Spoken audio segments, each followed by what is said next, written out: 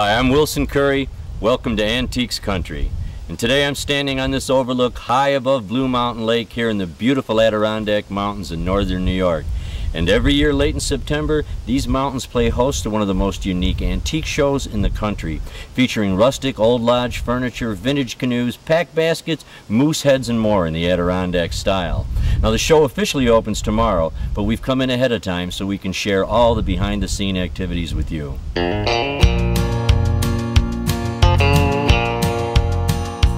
We originally came to the Adirondack Museum to shoot the ultimate Made in the Mountains antique show, but we soon realized it would be virtually impossible to experience the unique items of this region without understanding a little bit about the culture that created them. So we've asked the museum's curator of collections, Hallie Bond, to join us. And Hallie, how the heck are you? Fine, good to have you here, Wilson. Well, we're awfully pleased to be here. This is one of the most beautiful museums in the country. Thank you. You must be very proud. Yes, it's fun to be part of the team. Well, we'd like to ask you some questions about it if you're up for that. Sure.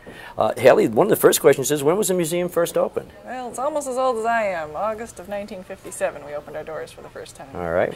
One other thing that we want to ask you about is this train. This is not exactly the largest train in the world, but it's by no means a miniature. What's the story about this train? Well, you're right. It's a real train, standard gauge, but it is quite small. It had a light locomotive and only 2 cars, max.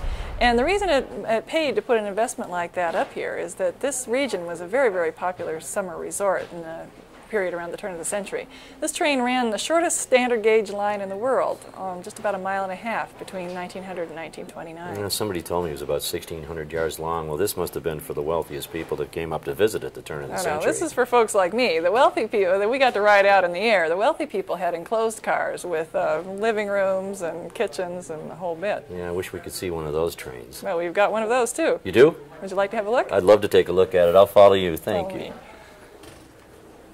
Oh, Hallie, this is unbelievable.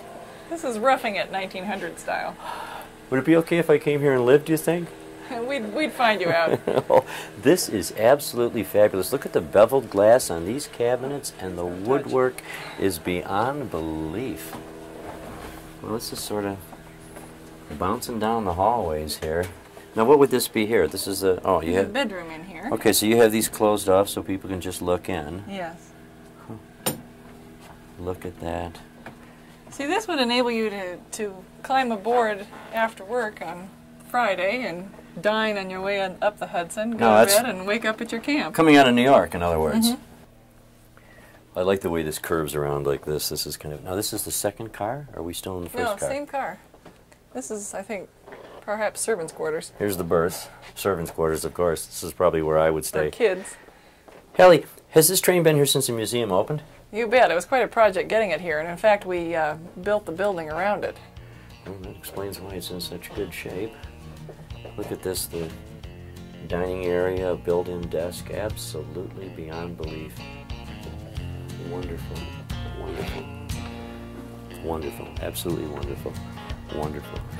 Well, Hallie, by the looks of all the activity going on outside, I'm sure you've got plenty to do, so we're going to let you get back to it, and we thank you ever so much for taking us through.